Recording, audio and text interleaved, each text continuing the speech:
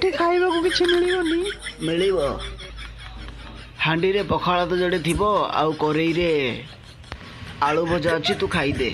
ଆଉ ଅଧିକ କିଛି ଖୋଜ ନା, ଏ ଘରେ କେବଳ ସେଇଆ ହିଁ ମିଳିବ। ଆଉ ଯଦି ଲୁଣ ଲଙ୍କା ଦରକାର ତେବେ ପାଖ ଦୋକାନରୁ ଯାଇକରି କିଣି ଆଣେ। ଭାକୁର ମାଛ ଖାଇବାକୁ ଭାରି ଇଚ୍ଛା ହଉଥିଲା। ତମେ ବଜାରକୁ ଯାଇ ମାଛ 1 କିଲୋ ନେଇ ଆସ। ମୋ ପାଖରେ 1 ଟଙ୍କା ନାହିଁ। ମନା କରନି ତମେ, ଆମେ ଭାଜିକିରି ଖାଇବା। ଶଳା ପାଖରେ 1 ଟଙ୍କା ନାହିଁ, ଝିଅ ମାଛ ଖାଇବ। ନାଇଁ ନାଇଁ, ତମେ ସେମିତି କହୁନ। ମୋର ଭାକୁର ମାଛ ଖାଇବାକୁ ଭାରି ଇଚ୍ଛା। ଦୋକାନ ବାଲାକୁ କହିଲେ ସେ ବାକିରେ ହିଁ ଦବ। ବାକିରେ ତୁ କାଲି ଅନ୍ତ କାଟି ଖାଇଯାଉନୁ। କ'ଣ? କାଲି କାତି ଅନ୍ତ ଏଗୁଡ଼ାକ ମୁଁ ଖାଇବି? ନାଇଁ ମୁଁ ଖାଇବି।